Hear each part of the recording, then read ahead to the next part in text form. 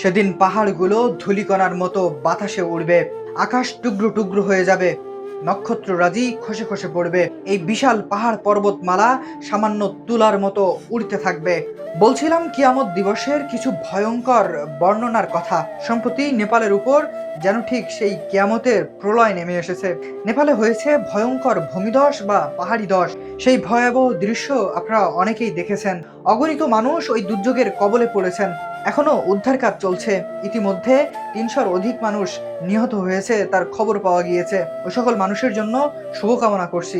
যারা পরিবারের মানুষ হারিয়েছেন শেষ সম্বলটুকু, তাদের উপরে প্রভু রহম করুন। আনন্দ, আড্ডা আর প্রতিনিয়ত জীবনযাত্রার মাঝে কখন হুট করে প্রকৃতি আঘাত হানবে তা কারোরই জানার নয়। আজ কোথায় সেই পৃথিবীর সর্বোচ্চ ক্ষমতাসীন মালিকেরা?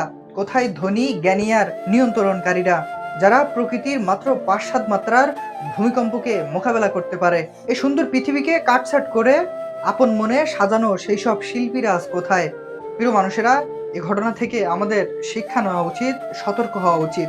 প্রকৃতিকে ভালোবাসুন, প্রকৃতিকে রক্ষা করার জন্য এগিয়ে আসুন। প্রিয় মানুষেরা, ভালো থাকো, সুস্থ থাকো। দেখা হবে পরবর্তী কোনো দৃশ্যে, কথা হবে নতুন কোনো বিষয়ে।